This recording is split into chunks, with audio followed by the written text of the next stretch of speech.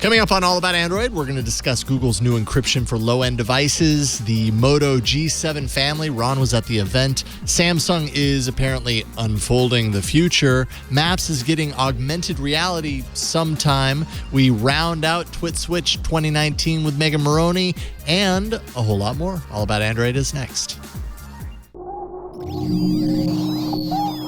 Netcasts you love. From people you trust. This is Twit. This episode of All About Android is brought to you by Calm, the #1 app to help you meditate, sleep, and relax. Start 2019 off right with Calm. For a limited time, get 25% off a Calm premium subscription at calm.com/allaboutandroid.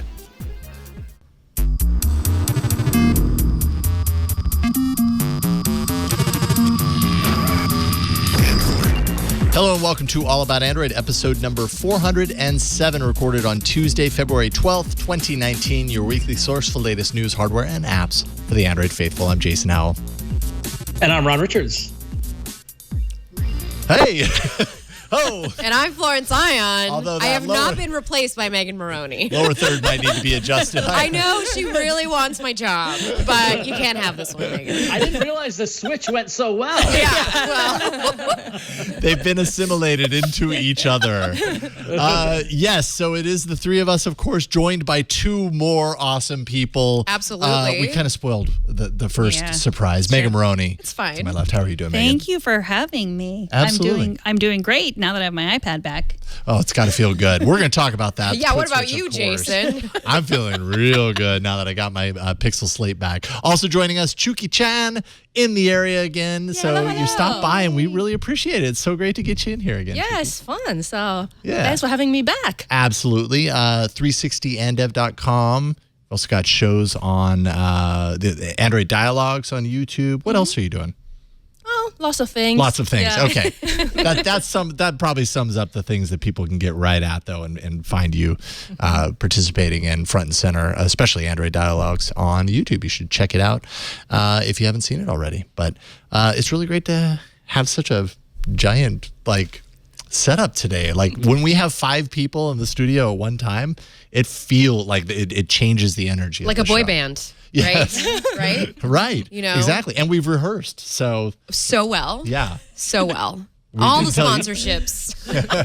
Yeah. You're all going to play a part by singing a song around the sponsorship ad reads. I should also point out that we have one other person in the studio, Greg from Minneapolis. He's sitting in the audience, stopped by. He only had to deal with negative 58 degrees recently. Oh, no my big Lord. deal. Whereas we're complaining about our I know. 42-degree Fahrenheit. I'll admit it snowed here today in New York, but it only got to 29 degrees, so I can't complain about that. So it's all relative, right? But no matter how you slice it, negative 58 is probably colder than I will ever experience in my entire lifetime, I'm guessing. Hope. I hope. But who knows, because this is the world that we live in right now. Should we do it? Should we jump into the news? We should. All right, Victor, it's time for the news.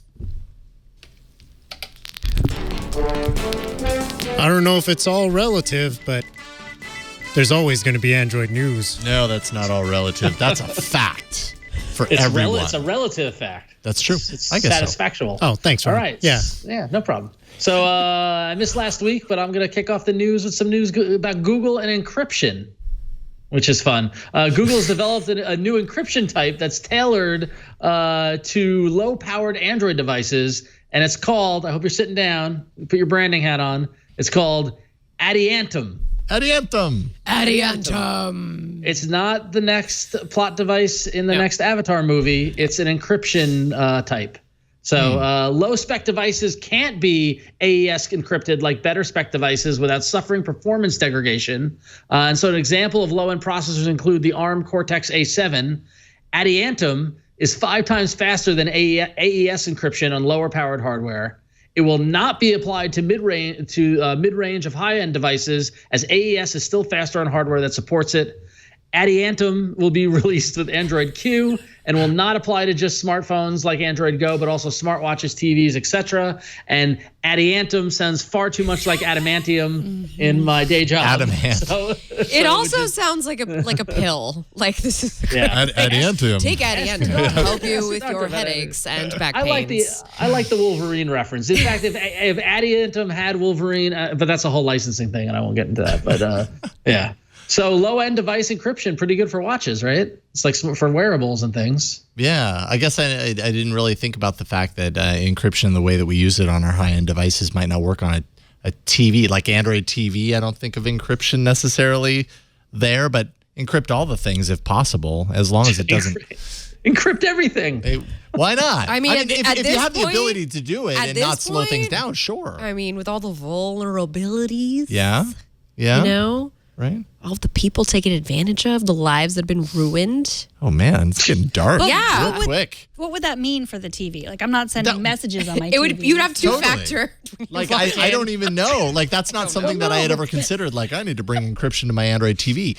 But think about if it, they can, but you've got data coming into, and even on the Google Home Hub that I've recently installed in my kitchen, I've got photos of my family going through, and that's going over. You know, I mean, like and text messages and other messaging stuff. And as we do more and more with these low-powered devices, I don't think encryption is that crazy. No. So nobody would know how many episodes of The Marvelous Mrs. Maisel I watched on my Android TV then.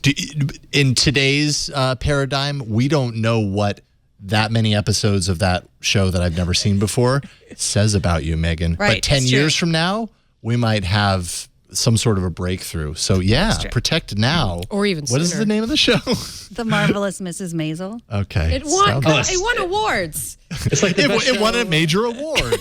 But so seriously though, for low-end devices, I mean, this is kind of like encryption for all, right? I mean, everyone should be able to afford encryption, even on your Android One device or Android One. Is that what Android Go? Android Go. Android Go. Go was the very low-end one. Right. Yeah, and I mean, yes, everyone should have access to that. If it was a hardware requirement that was keeping regular encryption away from those devices, great. A whole lot of extra, a whole lot more people are going to have access to that, and there's nothing bad about that. So, and it'll be called Adiantum. We will call it, or Google will call it Adiantum. I wonder if we're even side effects include headaches, nausea. Side effects include a slightly slower device, potentially. Very funny. All right, Flo, you got the next. So we were talking about the things that we want protected. In 5 years, those things could be your feelings, because apparently that is the future with our Google Assistant. So a CNET interview with Scott Huffman, the VP of Engineering for Assistant, shed some light on Google's thoughts on what the future holds for the voice tech. So just a few nuggets from the interview. In the next 5 years, Assistant could detect your mood and tone, which is going to be a huge problem for me because I am so moody with my Assistant. That's for darn sure.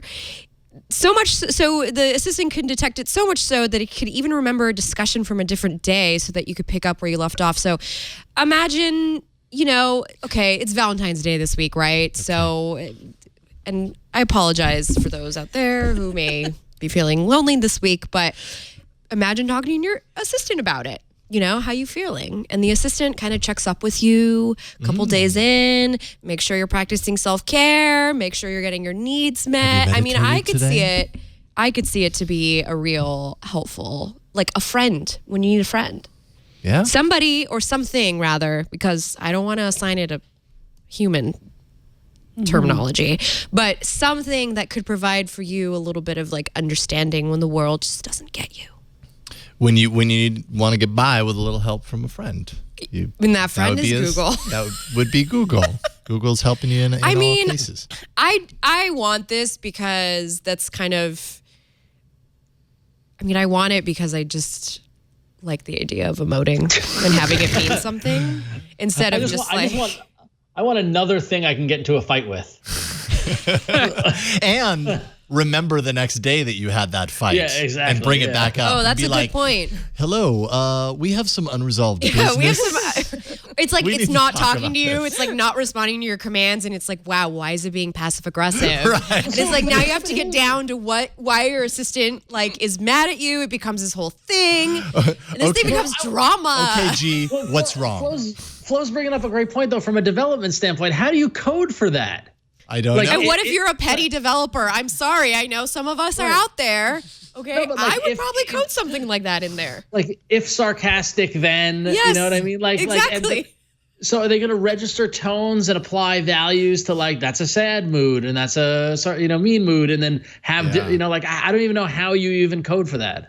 Well, I don't Lucky either, we but have I'm a not developer developer. here. Yeah, what do you Tell us. think in this? How do we code for emotion? Okay, so warning, it's gonna get dark. Okay. Because what I was thinking is, well, if the assistant is actually listening to you talking to actual humans, when you are not talking to it, then you can learn how how you treat respond people. to different moods and what sentences like solicit reactions that are getting what you want. But I hope it's not happening.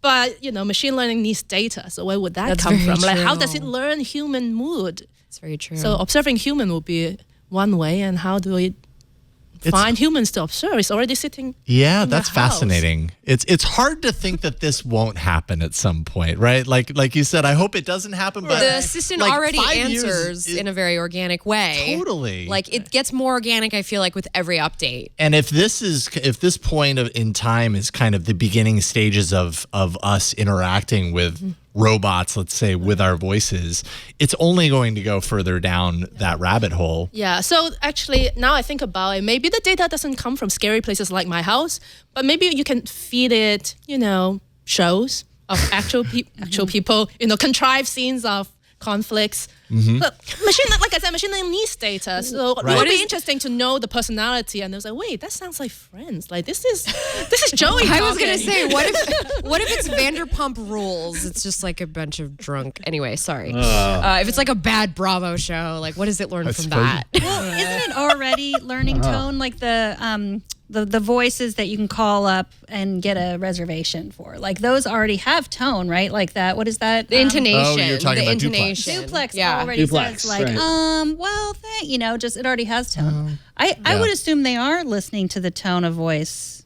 that.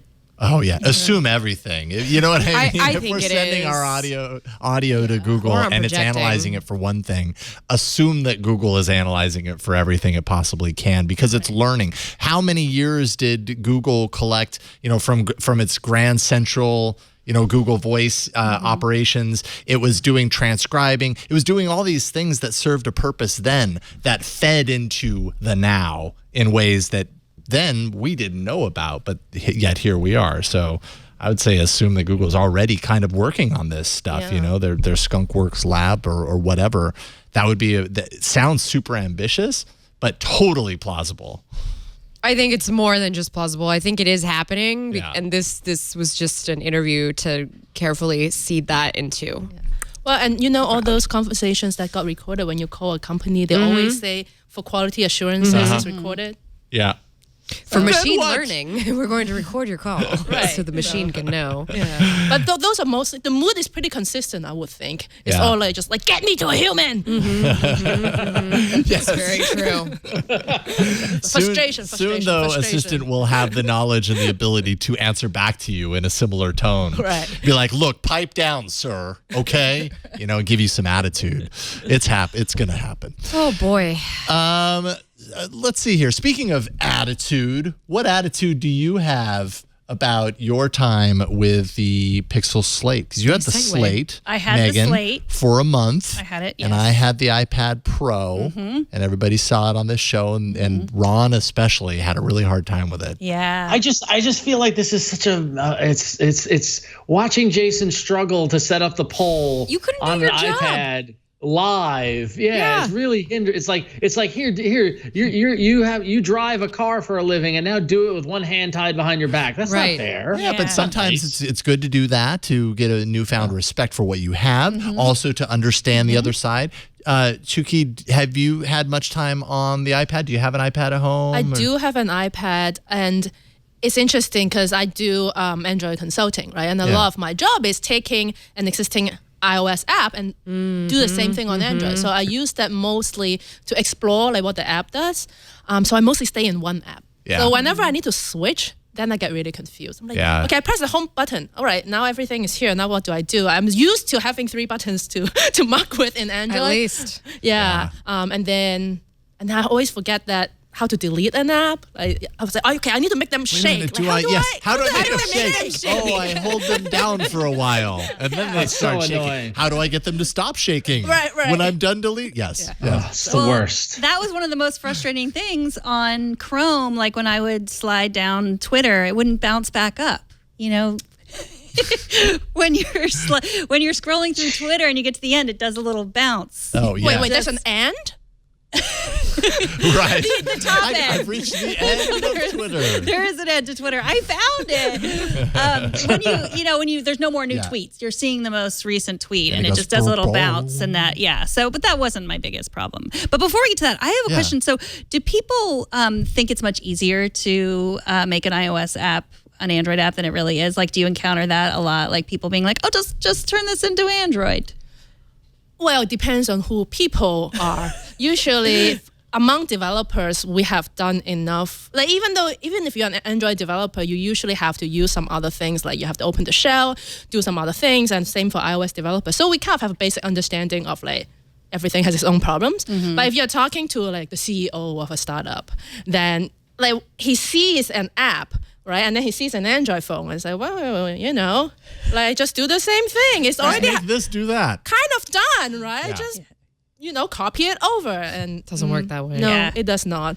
Well, because I feel like I hear people complaining, like, well, I already paid for this on the iPhone and now I want it on Android. Why? And it's like, it's so involved to make it, it's a new thing. Right, Yeah. right. So, okay. So I liked the Pixel Slate. Like, I liked the screen. I liked the speakers. It was more of, we work in Google Sheets and Google Docs, and it's much easier to use those tools in that than it is to use them on the iPad. What was frustrating to me was the app ecosystem. I didn't, I immediately downloaded the Twitter app and, just a bunch of different apps that I use. I do things besides Twitter, but and then some of them looked crazy. Some of them looked like they were on a phone, and then Jason just said, I don't use apps. I just do everything in the browser. And I thought, well, that was interesting. But and then he said there's a Chrome app store, and then there's a Chrome app store, but then there's the Chrome extension store. Yeah. It was just like, I couldn't figure it out. And then there were some apps some Android apps that you can't get on the Pixel Slate, like Apple Music, for example. You can't get that on the Pixel Slate. It just doesn't show up in the Play Store. And I wonder if that's because it's for phone only. Well, maybe. And you can't get the phone apps on the Chrome OS, which is like, yeah, it doesn't make sense. And I did some research, and I found out Kevin Toffel, his All About Chromebooks. That's what his site is. About Chromebooks.com. About Chromebooks. Yeah. He side-loaded Apple Music. Okay. So is that something you regularly do? No, that's a thing that might be coming to Chrome. That's possibly coming in the future. You can't sideload very easily right now. Yeah, I don't know. I've never sideloaded into Chrome OS an Android APK, but I mean, sideloading is a thing that obviously you can do it. It's just, it's you a point little at the bit iPad. more. You cannot do it on that. No, you can't. No, sorry. You can. You can't. You can, apparently. I've never thought to do it on a Chrome OS tablet, to be honest, but it has its its issues. There's a reason it's not like. Yeah, totally. You can't just have any app. It's not something that really random person that just picks up a new, Chromebook is like, cool, the first thing I'm going to do is sideload But an I mean, app compared to like doing it on Android, because on Android you just open an APK and it loads it and shows up on your home screen. More entailed on a Chrome OS. Yeah, because it's a desktop operating system. Yeah. Right. Yeah, so that was all rather confusing to me, the app ecosystem. But, and I mostly... Wait, did Jason explain this to you before? Like... No, just after a week, he explained. Once I said like I was downloading all these apps, he was like, "Why are you doing that?" Oh, because what did I ask? I asked you what Twitter app you use. Like, what was your favorite? Right. Or I asked you That's what right. email That's right. app. I was like, "What's your favorite email app?" Because I have like a ton of different email apps that I use on Yeah. the iPad, and he was like, "Oh, I use Gmail on the web browser." And you're like, you use it in a web browser? Why? There's an app store. And it's like, well, yeah, okay, so Chrome OS does support Android apps. Okay. And that's a nice bonus feature, but it's not the first thing that you do. Yeah, Right. Check for the web component. The web component is probably going to be better than the Android app working inside Chrome OS. That's like a last resort. Well, I'm curious about what your impression was of that, because like going into it and saying that it's not like an iPad. There's They're not totally a traditional different app store. paradigm. It is actually a desktop operating system with just like all these forks, Yes. Well, not forks, actually. Just Different detours. yes. Yes. Exits, freeway exits. Yeah, to there other were, Google yeah, things. yeah. There wasn't just one app store where you could get everything and it was organized and you could, find Definitely a million different things to do one task. So that was very different because that's what I looked to my iPad as. I'm like, okay, well, I have a problem or I want to enhance my life in some way or I want to be entertained. And that's why I go to the iPad. And that was just sort of like a Chrome web browser. Go to Google Chrome, Google Chrome app, type in Netflix.com, HBOnow.com. Yeah, pretty much. I mean, it's really the difference between just using the internet and like a walled garden, right? Like, for all intents and purposes, the App Store is a curated, kind of controlled environment that will give you the things you want versus just opening a browser tab. Yeah. I like my walled garden. Safe. nice. There's beautiful flowers everywhere. We're not here to question your garden. Well, I guess the better question is how often on your iPad do you use Safari to do stuff versus where it's because Safari on an iPad or iPhone to me is just like it makes me want to stop using the device. And is that the difference? Like you actually had a good browser to work with. Right. That is true. Yeah, there is a full-fledged web browser in a Chromebook or the Pixel Slate. There is not a full-fledged web browser here. So that's true. Good point. Maybe maybe it's my problem. Well, I don't want to correct you, but yeah. You're using it wrong. And I would say in essence, like between what Megan's experience was or seemed to be with the Pixel Slate and my experience with the iPad Pro, it really kind of seemed obvious early on that we weren't comparing similar devices. Even though when you look at the table and you see two tablet devices that are removable and keyboard attachments connected to both of them, they look like similar devices, but they are so not. Yeah. Like the iPad Pro is a touch focused device, like it primary with touch as the main way that you control it. Like you said, Ron, it is a walled garden. It's a curated approach with the App Store, and everything that you find is going to be tailor-made to that device. The the Pixel Slate is, touch is part of it, but it's really just meant to be a desktop browser. That's what it is. And over time, they've added in the hooks to allow for Android apps that are touch-based, but even those don't always work the way they should, or when you blow it up full screen, it ends up, a bunch of the things, the words are really small. The little touch pads the touch points are strange. And, so it's not ideal. So they're just different tools, right? And they do some of the same things, but some things very differently. Yeah. And I wanted the iPad to be as productive as I can be on the Pixel Slate, and I couldn't do that. But they're just different. Right. The iPad Pro is more designed to be more of like a lean back, I would say more of a casual device. Right. The Chrome OS is meant to be more of a productivity device. Yeah. Yeah, I think of my iPad as like I get some me time. I'm going to watch TV. I'm going to, look at Twitter, have it bounce up when I get to the end. It better bounce up when I get to the end of Twitter, the edge of Twitter. Listen to music and, those are just relax. I could do a little bit of work. You don't take pictures with it? No, I don't. Some people out there. But I do edit my photos with it. Lightroom? Yes. Yeah. Do you? That's fine. What's the best photo editing app? Lightroom. On Chrome? On Chrome, yeah. You would get the Lightroom app, and it does like raw editing and all that. So you agree? There's no one else using Snapseed. You can use Snapseed, any of the Android apps that are available. Yeah, I use Snapseed sometimes on the iPad as well. But then that's where things get a little murky, right? Like when you're running an Android app, and I think an image editor is a prime example of this. It has its own access to the file structure that is separate from the Chrome OS access to the file structure. It's like they're off in their own places, and sometimes getting the Android app to access the files that are stored on the Chrome OS part of the drive it can be a challenge. Like you have to do, I've had to, and maybe they've corrected this. I haven't tried to do it lately, but I've had to do these really roundabout ways of like sharing this picture to this thing so that it appears over here instead of just going into the file structure. And that's just because they're handled differently. Because the Android apps were coded to have these things saved in in the folder that was within the Android, like the bin or whatever it's called. The file tree or whatever. Unlike a desktop app, which would save it to a downloads folder or whatever. Yeah. Or the desktop. And that's just one example of kind of like how this nuance. How it seems like it's really great that it does all these different things, but then when it comes down to usability, you're like, but wait a minute, how do I get this image from here to there? Like that's all I need. I just need you over there, and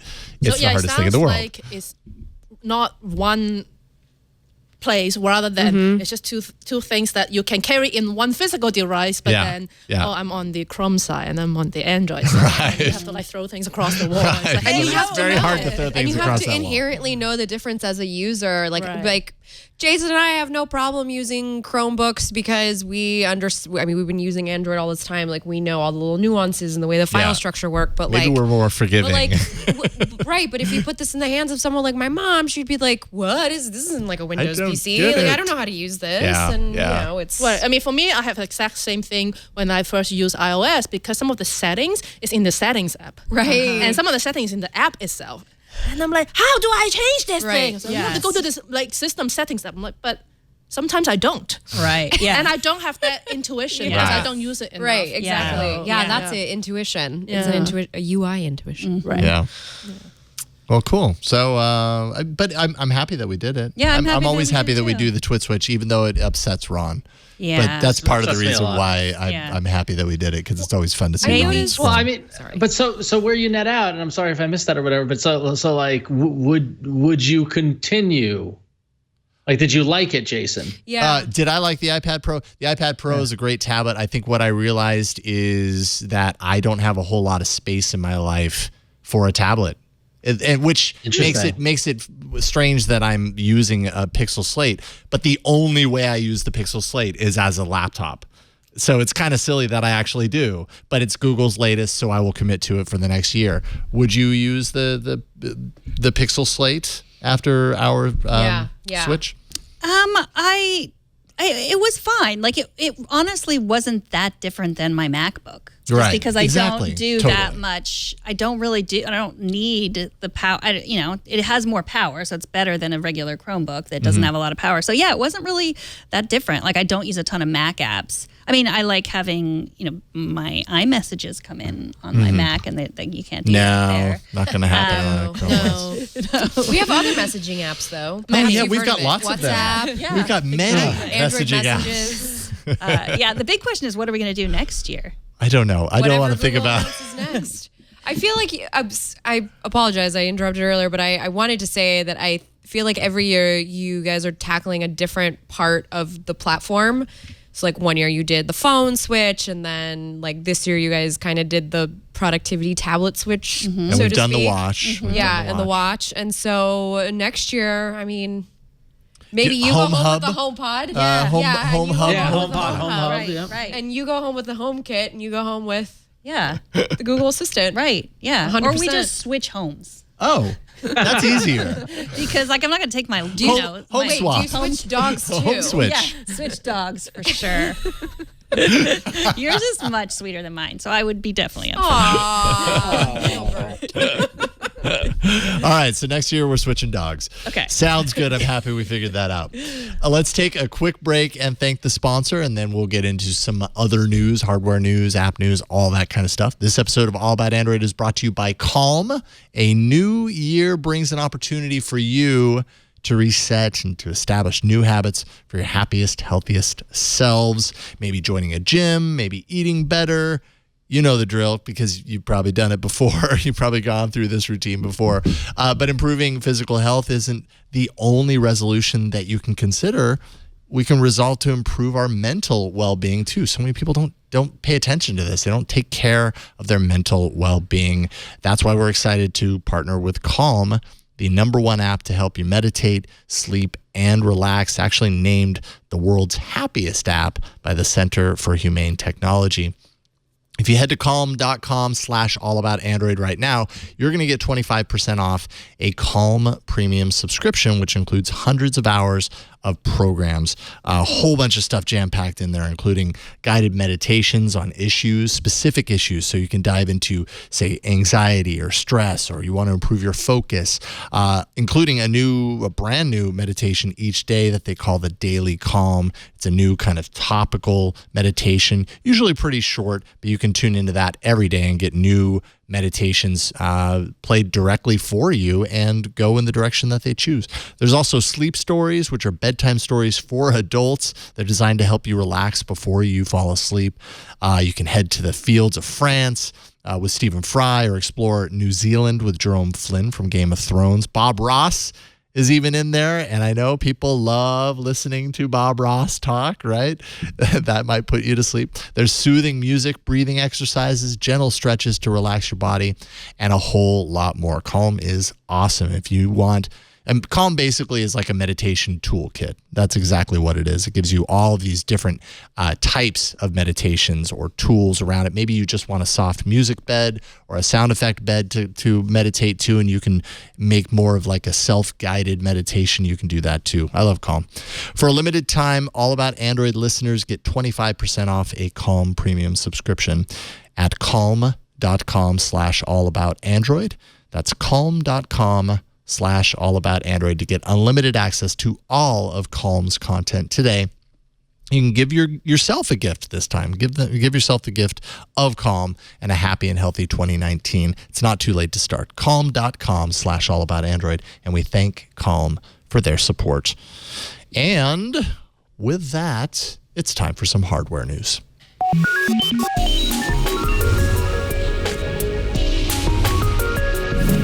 That music will make you calm.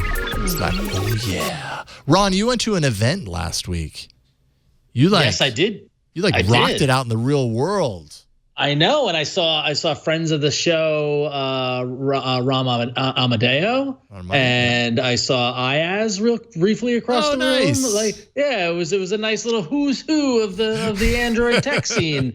The folks at Motorola were super kind to invite me to their G7 event. To their Moto G7 event held in New York. It was in Chelsea at a beautiful location. And I will admit, when I arrived, I was chatting with some of the other folks, and it was a modest event. Like we're used to, like the Google event was, in New York when they announced the Pixel, it was a big room and they had the presentation. Remember, you had the phones coming out of those columns, and they had all the rooms and stuff like that. This was in a very modest studio, and they had kind of a couple rows of chairs and a small stage with a screen. And the product, when they started the event, the product manager from Motorola got up there and unveiled the new Moto G7 family. And all in all, the presentation was maybe 15 minutes. It was just like, all right, this is what we're doing. Here's the phone. Here's the specs. This is what it does. And then they said, we have the phones here for you to take a look at. And a part of me was like, at first, I was like, oh, Motorola, kind of doing it on the cheap. But then afterwards, I was like, they were respectful of our time. They were short and to the point. They just got to it. And the fact that these were mid-range phones, the event kind of matched. You don't need a lot of pop and circumstance for these mid-range phones. And to be honest, I was really impressed with what they put out there. So and I took some photos of the event. We can look at them in a second. But the quick rundown on the phones that they announced ahead of Mobile World Congress. So you got the titular phone, the Moto G7, which is a 6.2-inch. 19:9 aspect ratio, full HD plus display with a teardrop notch, 4 GB of RAM, 12 megapixel and 5 megapixel rear-facing cameras with high-res zoom. And so right there, you see that's my photo I took of the Moto G7. This sells for $299, very affordable. And then if you, Victor, if you want to swipe, that's the back of the Moto G7. You see, so you see the big quarter size, the dual phone kind of lens there on the back of it. Felt very familiar to the other Moto Gs. There's another me holding the Moto G7. Teardrop up at the top. Teardrop. Although they do a really good job of darkening the wallpaper. The photo, the background. That was very clever. Yeah. So then if we swipe to the next one, so this phone here that you're looking at is the Moto G7 Power, which is also 6.2 inch, 720p notch display with 3 gig of RAM, 32 gig of storage, 12 megapixel camera, 8 megapixel front camera, and a 5,000 milliamp battery. And I believe the spec that they said was that on a full charge, you could use this battery for over 3 days. And their quick charge technology has gotten to the point where in 15 minutes, you get 9 hours of battery life after 15 minutes of charging. Yeah, pretty good. This one sells for $249. Which is like, for the big battery, it's even cheaper than the Moto G7, which is great. And then finally, they had the Moto G7 Play, which is a smaller phone. In fact, the product manager, I forgot the guy's name, but he made a joke. He said, I can't believe I'm calling this the smaller phone at a 5.7-inch phone. No kidding. But sure enough, it is. 720p notch display, 2 gig of RAM, 32 gig of storage, and a 13 megapixel camera. And this one sells for $199. And this is a great smaller phone, kind of, it is mid-range, but good. Like if you have a teenager and you want to get them a phone that can, do the basic things of a phone that you want it to do without laying out, hundreds and hundreds of dollars, it's a pretty good option. I took a shot of holding the G7 and the G7 Play next to each other so you get a sense of the size. There they are. So you see the G7 Play is a little smaller than its older brother in the G7. All of these are running Snapdragon 632, Android 9 Pie. They have micro SD slots. And really the only difference or the only differential that they presented in their presentation was they're running as close to stock Android as possible, but with the Moto experience, where and basically what they said was, we don't want to reinvent the wheel. What Google has done with a lot of stuff makes sense, but we added our little Moto flair where we could. And like Google with the Pixel 3 announcement, they showed off some of their photo their photo app capabilities, and they have it's like a hyperlapse mode where you can take not stop motion, but time lapse video that outputs in a nice little animated video. They also had some other effects that carried over from the previous versions of the Moto camera, but that's really the only area where they added any sort of software touch to the Moto experience. I thought that was interesting that they weren't trying to, kind of overdo what Google does. So hey, for a mid, like we've complained a lot about the high price of phones and the $1,000 phones. It's nice to see a solid $200 to $300 option that you can tell someone for the mid-range, and they'll get the stock Android experience with all the stuff that Google brings to it, with some little added extra bells and whistles. So I like the G family. I like the G7 announcement. It was pretty cool. Yeah, I mean, what you just described there is like classic the G series. Lower price, get a lot for it, well made. Motorola always does well with their G family. G stands for good. Oh. Does it really? No. I was like, this is new information. It's just good, period. Moto G. It's good. Good. It's good. Yeah. It's good. It's good. Also have headphone jacks, which, if you're holding out for a headphone port. Oh, one of the questions is, do any of these have Android Pay support? Oh, like NFC or? Oh, I don't know. I didn't see anything on NFC in the talking points. But Ron knows how to use Google. That's usually the want in these sort of things because, Let's see. Well, and a lot of times on like the lower to mid range, if they got to get rid of something, NFC ends up getting chopped out. Rather get the headphones. So here's the thing. According to GSM Arena, on their specs, NFC, it says yes. Parentheses Europe model. Which is an important point too, because I think there was a fourth version, the Moto G7 Plus, that was not going to get a US release. So I bet you that's probably it. Yeah. That's when I filter GSM Arena to just the USA version, there's no NFC. Okay. It does have USB-C on it, which is good. And of course, it's got Bluetooth and Wi-Fi and GPS and all that stuff, but no NFC. Interesting. Okay. So, okay. I wonder if these will get what was it called? Adiantum. These might rise above the level. I think of they Adiantum. can encrypt. Yeah. Oh, Moto G can encrypt. Let me tell you. I don't actually know. Happy Valentine's Day. Let's get some encryption done. Flo, you got the next one. Yes. So also showing off new hardware this month is none other than our dear friends over at Samsung. So much so that, well, they're also teasing us with what's to come. So there is officially a teaser for the event coming up that declares the following, quote, "The future unfolds on February 20th, 2019. Wait a minute. Should we parse those words? I feel like they're telling us something. The future unfolds. What does that even mean?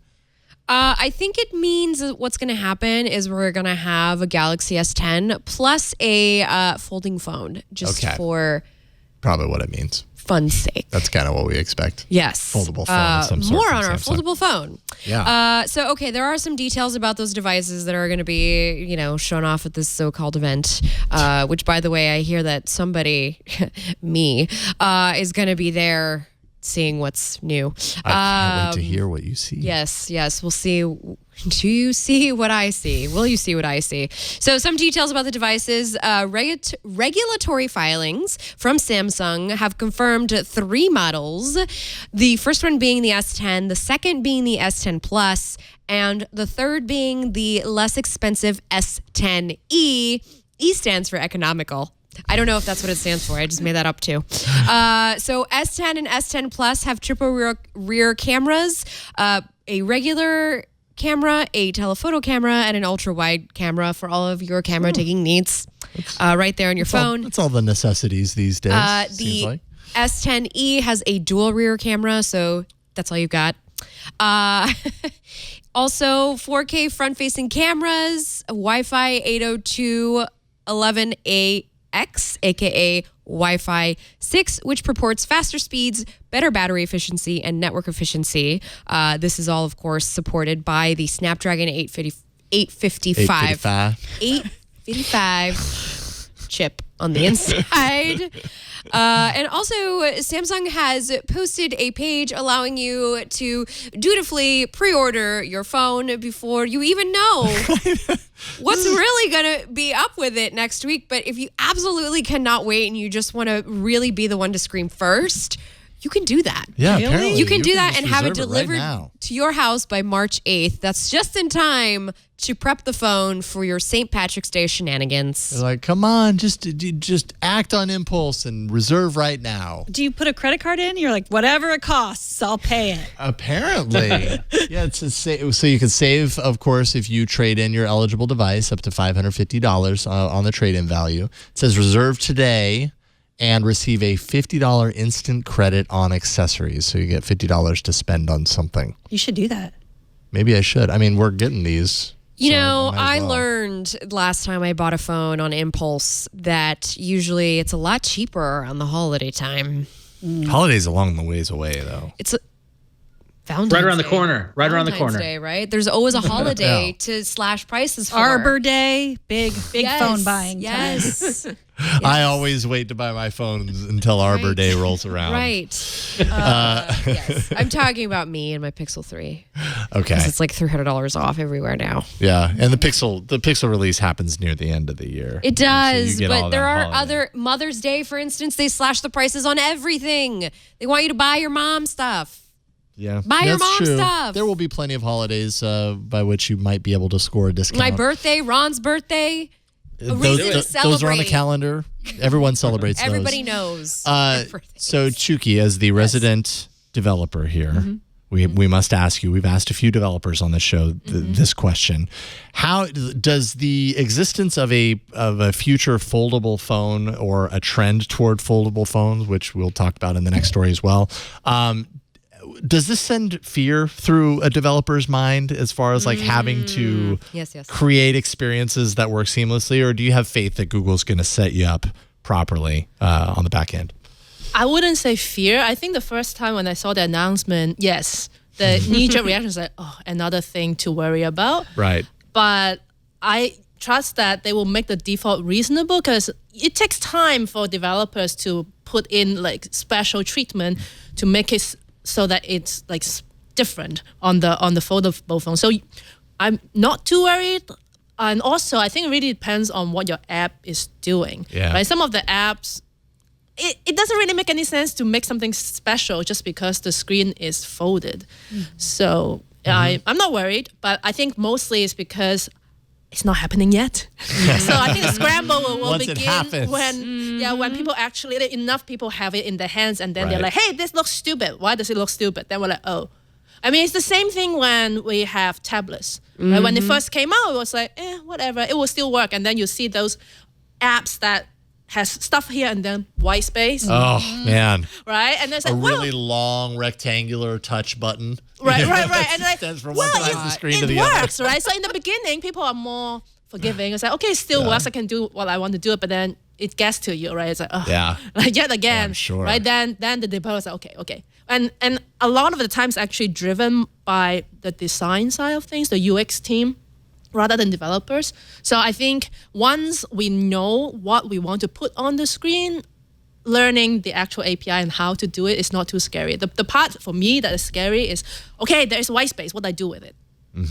If I know what to put there, I can learn how to do it, but I don't know what I want to put there. So that's the part that's difficult. Somewhat related, but maybe a little bit of a tangent. When there is white space, how do you determine I need to put something there versus maybe I'll just leave it white? Maybe I'll just leave it empty. Like, why does every single space on the screen have to be filled? It's not about like, white space are bad in general, Yeah. but it's more like it just looks odd, right? Like you don't want people, like a lot of times like you think you're a rational being, but it's actually you're driven a lot by emotion, right? So Yeah. if you look at the app and you're like, this doesn't look right.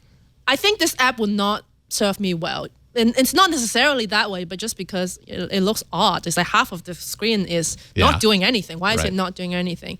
And to be honest, that is not my expertise at all. Like, I can tell you when it looks odd. I cannot tell you how to make it not look odd. Right. So, yeah. So do you have things in mind that foldable phones will be useful for? Like, do you have use cases that you're thinking of? Like, oh, it's going to be great to be able to fold a phone so I can do This Well, one. wait a minute. You don't need the end of that sentence. It's going to be great that I can fold this phone. Stop. That's all I've ever I mean, you needed. mean in beyond life. potty tricks? It's like, ooh, look. Ooh, you're I'm very gonna impressed. fling my app onto the back of the phone by going like this. If you've ever wanted to see a display freak out and reassert itself 7 times before it figures out what aspect ratio it is, then you'll have that with a foldable phone.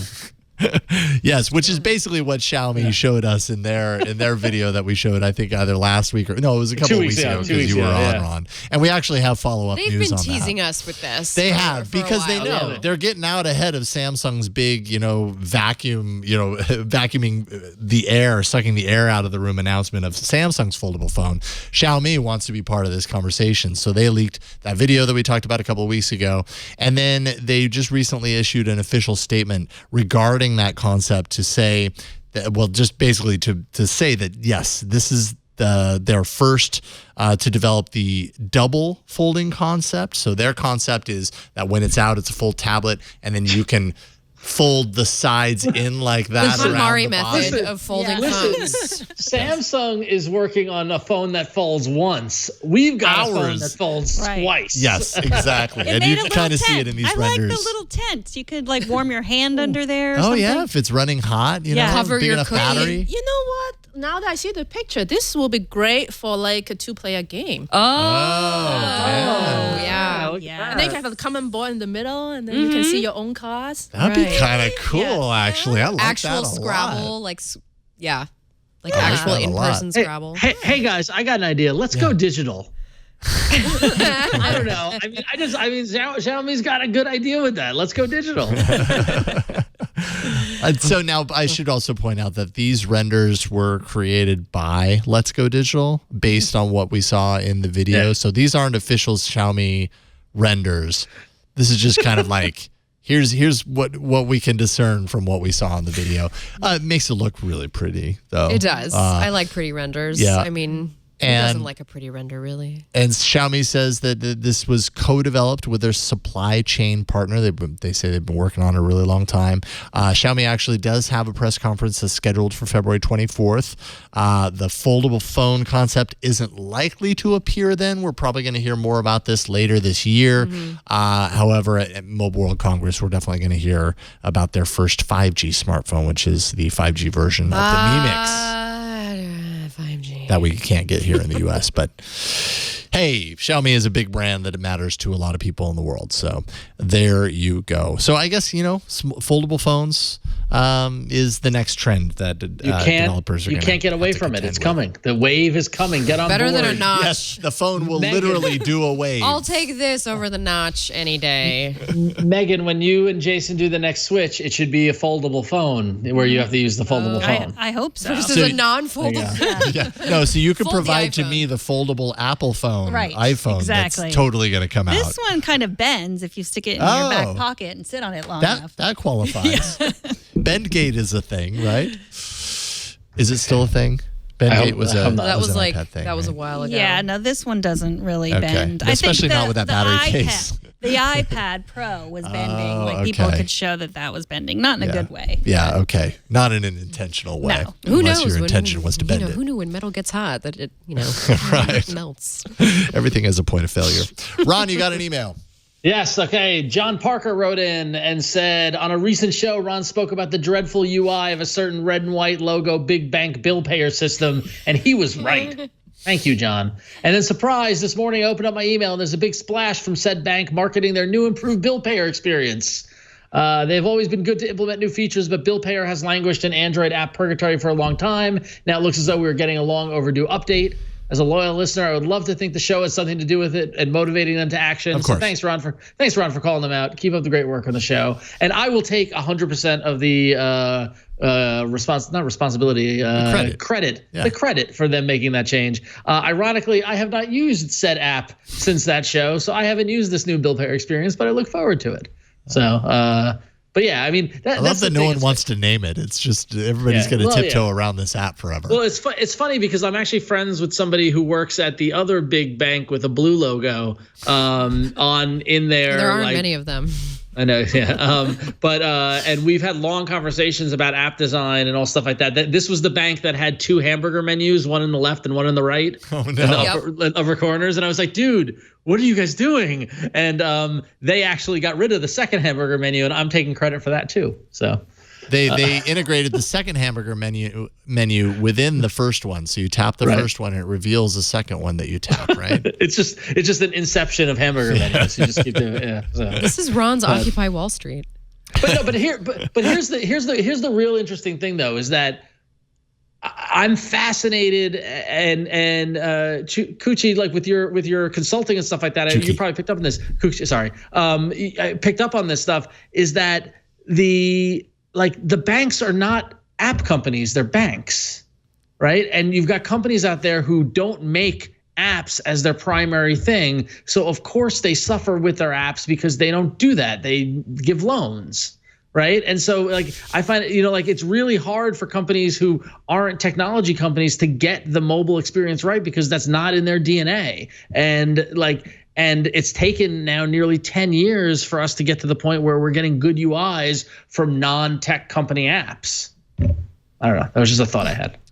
But they have the money to pay good developer or good designers to do this, right? Yeah. Or they should. I'm not going to. No. Well, I mean, actually, I think a lot of my friends do work for the tech part of a bank. Right. Surprisingly, more than I thought there would be. Maybe they just want to talk about it because, there's a lot of interesting problems to solve. Yes. But I do, some of them here in the US, some of them in Europe, actually. And I know some banks in Europe that has really cool features that we don't see here. So maybe just innovation happening elsewhere that we're not aware of. Yeah. Innovation before it hits here. Take a little while. Yeah. All right. Well, thanks for writing in, John. We appreciate it. Everybody can write in. You can write in. AAA@twit.tv. Let us know what you think. Let's jump into a few stories in the apps segment.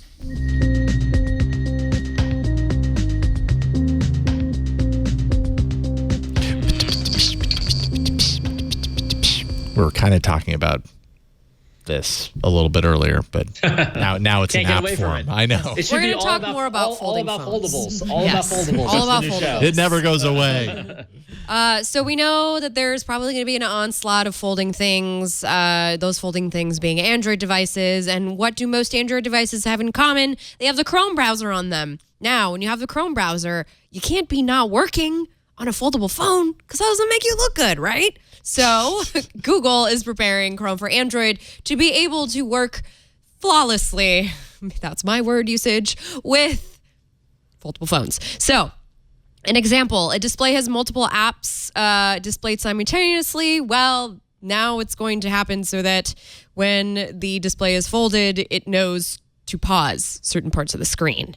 Right now, the app is being used to engage while the apps are not. Okay, so right now, what's happening is that. I'm trying to understand these notes. I'm sorry. Sorry, we should have talked about this. Basically, what happens right now, and I feel like I've seen this, if you have two apps running on a screen at once, in order to get the other app to like respond to your interaction, it's like you have to tap into it, and that unpauses it. And then all of your interactions so happen. that is like the multi-window function that happens on the phone now, right? So you have like the main window and like the little floating window. And so to have the little floating window, you'd have that like come into focus and sort of and mechanic. Jumping between one app into another, it's just not that seamless. It's absolutely right not. Now. Yeah. A lot of times you try and do it and it can feel kind of chunky and jumpy and weird. And I think this change is designed to make it so that it doesn't pause when that happens, which it was really hard for me to figure out how to write that up. I was like, how do you even describe It's okay. this? That's so happened to be that so happened to be the one that I didn't read beforehand. Sorry everybody for not doing my job. It's called multi-resume, and that's the support that they're building into it. Multi-resume.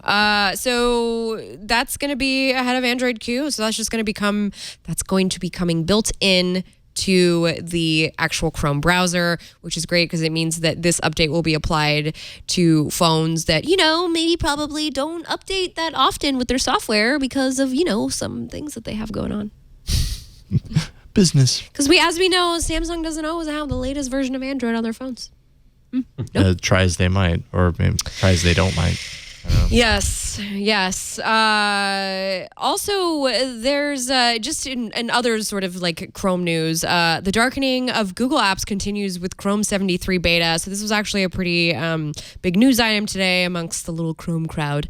Some contextual menus are beginning to be darkened when Android Pie's night mode in developer settings is always on. So when you hit on that night mode, then you'll get it also in Chrome, which is going to be great because currently, it's kind of impossible to have a dark mode at night. And I got to tell you, when I'm reading stuff on there, the last thing I want to do is like go and dig into the accessibility settings, just get the dark mode to work. Like there should just be a button, Well, it sounds like it's going to be integrated into Android Q. Make it easy. Don't blow out my corneas at night. I'm just trying to get to sleep, Yeah. And read a sad story before I go to sleep. Read this thing before I get to sleep. Yes. It's when I like to read my, existential. Your stories. Yes, my stories. iOS night mode, is that a thing? Yeah, do you guys have anything like a dark UI? Dark mode, dark UI. Because iOS is very white, if I remember. It's very white. It's something about Apple. No, just certain apps have dark mode, but there's no total dark mode. I feel like I saw something today where someone was saying like that it was, a rumor that it was being leaked, dark mode, but I don't right now. No, I don't think it's just apps. I wouldn't be surprised. Didn't they just announce the dates for WWDC? And wouldn't it make sense for them to announce an Android feature in the latest version of iOS? Yeah, something that they invented. Yeah. Well, when they do have it, they will have invented it, I assure you. June 3rd through 7th in San Jose, WWDC. Yeah, so, lots of apps. Apple dark mode. Apple mode. And Mac OS has dark mode. Right. Oh yeah. Well, they just rolled out dark mode with Mojave, right? Or with the latest version of the desktop OS that's got a lot of dark mode stuff in there. Yes. Everybody's going dark. So I guess there were some because rumors. it's better for battery life, it's better for your eyes, like it just makes sense. It's just cooler looking. I don't know. Do I have any reason not to like dark mode? Dark is cool. Yeah. See? Yeah, it's true. Dark is cool. You heard it here, folks. Is dark mode a consideration that you as a developer have to contend with or worry about? I mean, that seems like, again, more like a designer Exactly. kind of thing, and you're just working the hooks for it. A lot of the times, doing the dark mode is about making the contrast and making it so that it's actually usable. Because you can't just swap in. Okay, white becomes black becomes white. Cool, and let's then just invert what do I do everything. with pink? Well, I don't know. Right. Dark pink. No, I don't. I don't think it works like that. Yeah. Cool. All right. Dark mode, all the things. This is neat. A few lucky journalists were handed a phone with an upcoming version of Google Maps on it. And of course, they wrote about it. Super predictable. The new version of Google Maps features an AR walking mode, which if you remember last year, Google I.O., they kind of teased this. How many times have I gone down the wrong way with Google Maps? Yeah, and I mean, Google Maps will still get you there, but basically what's going on here, there would be a button that says Start AR while you're navigating. It replaces, and this would be for walking navigation, not for driving, so don't do this while you're driving. It replaces the map that you normally see with a pass-through camera, so it passes through the camera on your device so that you see everything from your environment that surrounds you, and then it superimposes on top of that directional data. So 3D arrows pointing you toward where you need to go, or a big red landmark button, that signature maps red button McDonald's that tells you this is where you're going. Right here. It's right, literally you're in it. So can I take it back to the theme of the show here? Yes, please. This video that we're watching of how it works, like, I love the concept. I hate the execution. I hate seeing people stand with the phone sticking out in front of them and all that sort of stuff. Wouldn't this be a great solve for a foldable phone, where you're holding it at almost your waist level, you're holding it down, and the phone is tilted, the front part of the phone is tilted up, so the camera is catching what you're walking, but you're looking down and seeing it through that. You know what I mean? Like, I feel like this could be an application where foldable phones could work to keep from having to hold the dumb phone in front of your face, 2 feet in front of your face, and walk around like an idiot. I don't understand what you're talking about. I'm trying to follow. So it folds down. So if I took the phone, right, and I folded it up like this, right, and instead of holding the phone like this, walking around, I'm holding the phone down here. I'm going to do a little upper for the camera, but I'm holding it and it's flat, but this part is folded up. Right. So the camera is getting what I'm seeing. I'm getting that view, and it's giving me that view and identifying turn left, turn right. But I don't have to hold the dang phone out this way, right? I don't know. You change the position of the camera so that the camera is seeing in front, but you don't have to be. Right. Yeah, exactly. Yeah. Kind of sitting like that, and that's the camera. This is a foldable phone. Okay. I don't know. That's the camera. That's the screen. I'm not Alex a was designer. saying it'd be like a tricorder. Oh. Yes, like a tricorder. Yes. Wait a minute. This has been created. This is already a thing. We have the technology. Always goes back to Star Trek. I would say Ron's method is also less susceptible to having your phone snatch out of your hand. Yeah. It's just, I mean, it's to the point now where it used to, the pet peeve used to be people with the iPads taking pictures. Right. And now it's the people doing this all the time. And it's just like, there's got to be a different interface that can get this sort of use case, not in an idiotic motion. Yes, there is. It's called Google Glass, Ron.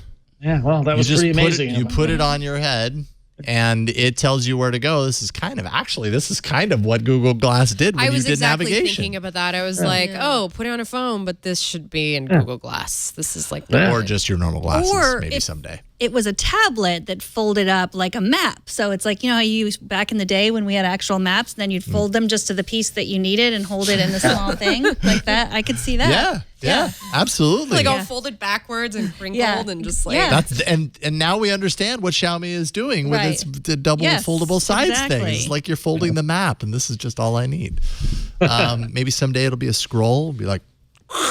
The Ten Commandments. That sounds like Harry Potter. It's magic, but it's coming someday. Yes, Mark my words. Cool though. I would like to play around with it, but I share your grief, Ron. And that was the biggest complaint in the article too. That that's what we don't want. And they were trying to create it so you wouldn't stare at it too much. Like that's what Google's still working on. Yeah. They had they have hooks in there. Yeah, they had a little animated guy named Pizza Man that would show you. Did you read that? All right. I'm not making this up. There was an animated guy in one of the versions named Pizza Man, and he would tell you where to go, like, come with me. And they found that everyone was like Pizza Man. looking too closely at Pizza Man. I don't want anything that has me just holding out my phone so people know I don't know what's going on. That's that's a big thing for me, because when I'm alone somewhere and I'm trying to find my way around, like the last thing I want to do is appear vulnerable, like I don't know what I'm doing. And so when I use maps and I'm like quote unquote commuting or going somewhere, what I do is I put the directions in my ear and I have it buzz in my pocket, so I know if it's right or left. Because it's my Apple Watch will buzz. It has Apple Maps on there, and I study the maps before I get off the train, so I know like, okay, it's going to ask me to do this, and because I just don't want to be that. You know how many times I've been shoved, like because I had to like go off the corner to like look at something. I mean, I don't want to be that person, and I don't want to be shoved anymore. No, it's not fun. I'm sorry, I don't know where I'm going all the time, and I've lived here all my life. I still don't know where I'm going. Yeah, because we rely on our phones so much. Especially me, my generation. I mean, if you're reading a paper map, people will still shove you. I mean, yeah, that's true. That's true. Yeah. That's not a phone problem. It's very true. No, you're right. I guess what I'm talking about is like I've lived in Petaluma now 7 years. It's a pretty small town. I should know the basic roads, but I don't because in a big city. Because I just navigate to places. Yeah. Not because I necessarily don't know how to get there, but because sometimes, it will illuminate like the traffic congestion or whatever. It's like, okay, cool. I will avoid that and go over here. But the downside of that is like, I don't know the names of basic roads or streets here. And so I think I do, but then I realize when I go out, I'm like, oh, this is the other one. Yeah. Oh, okay. And I just feel kind of clueless in my own town sometimes. So are you the youngest child? In my family? Yeah. Yes. Yeah, that's a youngest child thing, not knowing what directions are. Oh, really? Because Interesting. It is, because we always just went along. Like we were never the ones in charge of getting us anywhere. Try it with your friends. So you're saying evolutionarily, the older children, I'm learning myself something included. about myself right now. Are you that's interesting? Are you an only child? I'm an older child of one other sibling. Right. And then you were very offended that he didn't know directions. So, I could tell you wanted to punch me right there. Fascinating, because I'm the youngest child, but my sister has no sense of direction, and I do. Oh. So, yeah. Are you sure? Would she say the same thing, Ron? We don't have her here. The classic story is when she had a job interview in Manhattan when she was like maybe 20 or 21, and I had to take the day off from high school to take her in the city and show her how to get around. And I was like, okay, listen, there's the Empire State Building. If it's to your right, you're north of it. If it's to your left, you're south of it. And like explain how to get around Manhattan to someone who was 4 years older than me when I was like 17. So that's how I learned how to get around SF. There's an exception to every rule. There is. Yeah. Nothing is 100%. Today on All About Generalization. Nothing is 100% except the name of the Q dessert, which Ron, you have a couple of emails about. So I got a couple of emails. Jason, look at the second one while I read the first one, because I might look at if you did the chat in the doc, there might be a problem. First email comes from Jerome, who says, "Hey, All About Android team, I can't help but wonder how no one thought of the name for Android Q yet. For those who might remember, 2 weeks ago we were throwing out names for what Android Q might be, the name might be, the dessert name. And Jerome says it can only be Quisp, a cereal which could be classified as a tasty treat. And just imagine the Android mascot with a propeller hat." And he sent a picture of Quisp, and I remember Quisp, but I don't know if they're going to go with another brand like Kit Kat. I feel like that they got to give Quaker some money for the license rights to that. What year is this? I don't know. Like Quisp made a comeback in the last 20 years, but it's definitely an older retro. That font is straight out of the late 70s, early 80s. Well, so now if we go to our friends at Wikipedia, a little history about Quisp. It's a sugar-sweetened breakfast cereal from Quaker Oats, introduced in 1965 and continued as a mass-market grocery item until the late 70s. sometime after the company sold the item sporadically upon the rise of the internet, beginning selling it primarily online. And then Quist made its return to supermarkets as a mass market item in late 2012. I've never seen this before. But you can buy a I've seen 6-pack off I've seen Amazon. for only $44.95. Yeah. Which is a lot for cereal. A 6-pack? So- 6-pack. Yeah. But you can get that for 10 at Costco. That box looks so 1965. It That's really awesome. does. Like I feel like it's gonna come torn. Hi, everybody. Try some Quest. Spin my wheel. Well, I have you know that according to Wikipedia, the TV ads were created by Jay Ward, who also created Rocky and Bullwinkle. And well, there you go. That's exactly it. That's exactly it. I was gonna say that aesthetic looks very familiar. That makes a lot of sense. Yeah. All right, cool. Well, it looks like we started out the second one where Philippe writes in and says, I'm a longtime listener of the show. And yesterday I saw the Brazilian dessert at McDonald's here in Portugal. I thought you might find it interesting. And it looks like Quindum.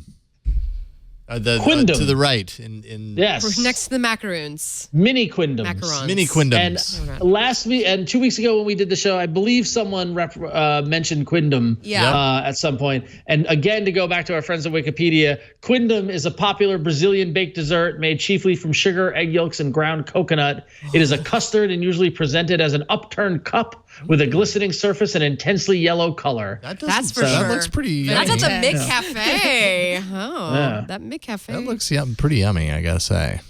I bet that tastes pretty McDonald's good. is very nice overseas. No, it's still not. Wait, are you Still already on McDonald's. Q? Or are they just thinking? Yeah, we're ahead already to on Q. We're What's the trying to next figure one? out what is Q spring. will be because it's the next What's one. P? P was pie. Pie, right. Welcome to All About Android. So the next one's Q. Like Q desserts are not non-existent, but nowhere near obvious. So It's rough. It's gonna be a rough one. It's gonna be interesting. I like Quindum though, right? That's how you pronounce it, Quindum. Quince. Or Quince is a fruit. It could be a dessert. Isn't it Quince? just a tasty snack? Isn't it not just a dessert? It's like a tasty snack. Yeah, that's what it should snack be. or something like that. But they've all been in the sweet realm. Like Right. they haven't really. There haven't been any that have Quince is ventured sweet. out of it. So that would okay. But quiche will not be sweet. Maybe. Yeah, quiche would not be sweet. Yeah. A sweet quiche is a pie. Yeah. Right. Which we already have. Which we already have. That's where we are at this moment in time. Made from the same pie crust, really. This is such a recurring segment. I'm pretty sure every single episode until it actually gets announced, we'll probably have some sort of a guess on the show because who the heck knows with Q? Or they just won't give us anything, which I'm kind of. Maybe it will just be Q. Yeah, exactly. Enjoy Q. I think everybody needs to research their Q desserts because at some point, Jason and Flo, we're gonna have to put stakes in the ground and make our guesses. So. Also, I want to eat something. Like it's been kind of hard. We're not doing Oreo tastings Well, anymore. no, and it's been kind of hard doing the show without that show snack. What about Yeah, pie? why isn't there Jason pie? wouldn't bring a pie every week for us. No. And so really it's That sounded like a lot of work. Yeah, no, you're right. It is. It's way It's more work pretty than easy Oreos. to go or order Amazon, a stockpile of different order Oreo Oreos cookies from God and just knows have them. where and eBay with used no Amazon used expiration Oreo dates. cookies. In some cases, it seemed like. Anyways, all right. Hey, what do you say we get into the arena? Let's go battle. Let's venture. So many enter, but only one lives. Android Arena. Twit.to/AAA poll 406. Nice. You pulled up the poll right away. And it what is appears this? that Grasshopper won with 36% of the That votes. was Russell's pick. So guest's pick. That was all right. I miss a show and we get a fancy voting mechanism. Oh, yeah. So I tried this out last week. It worked. I think it worked really well. So we'll try it great. again this week and see how it goes. First place, Grasshopper Russell wins. So that's a team guest, 36%. Second place, Remote Fingerprint Unlock, 33%. That was also team guest, right? I think that was Michal's submission. Third place, Tiny Bubbles. That was my game at 18%. And fourth place, G Folio at 13%. Yeesh. That was Flo's. Yeesh. So the guests strong. Those results put guests back in the winner's circle. 5 weeks of doing the arena, I miss a show and I lose first place. Guests are now in first place with 16 points. Flo is in second with 15 points. I'm in third with 13, and unfortunately, Jason, you're last with 9. So you got some work to do, my friend. Yeah, I always have some work to do. Story of my life. Super embarrassing. Yeah, I know. I feel shame right now. Yeah. I'm gonna hide under the table if I need to. Hide somewhere. I don't know. So who goes first then? That would be the loser, which would be me. Okay, Flo. Oh, Flo, yeah. But I'm not a loser. I'm definitely a winner on the inside. No, you're special, Flo. Your Google Assistant doesn't think you're a loser. no matter how mean you are to it. You haven't heard. Yeah, 3 years from now, your Google Assistant might have a different feeling. I've got a lot of stuff to answer for to my assistant. Oh boy. Okay, well, just let me know when. Go for it. Okay, I'm just gonna go. So I had mentioned on the last show that I'm just trying to find apps that just do things for me. And so this week I brought in an app to help me make GIFs because I just kind of really got into making things on my phone and just making silly things out of the videos I take of my cat and my robot vacuum. So this app is called GIF Maker Editor. It's got some very long name in the Play Store. Now, it's free to try with some unlockable abilities for the ads. Of course, support your devs. And I've only used a bit of it here and there, but the thing that I really like about it, first and foremost, is just this very colorful interface that it has. So I just imported a GIF from Google Photos. And so I'm going to go, when you first start up the app, it onboards you, kind of tells you what each of the different menu items offer. It lets you download GIFs from the internet. It has like a GIF studio, so you can go into like Giphy and download things and, combine them with other things. Or maybe you want to put like your own text on something and make your own meme. It's got, of course, if you want to pay for advertisements, you can upgrade to the Pro version.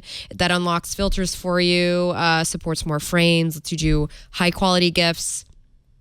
And I apologize. This is more set up on my Chromebook, which is why I'm like going through this onboarding process right here on my phone. So we're going to quickly make a GIF. So here's me scratching my cat this morning, okay?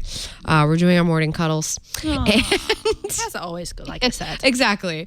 So your standard GIF image editor, you've got your timeline at the bottom, shows you how much time you have left. When you're done, you just hit done, and then it processes and makes a GIF for you. So, and it's very quick, lets you cycle through. You can adjust the GIF as you need. So if you need to crop it, this I really like because I shoot everything in vertical mode because I'm that person.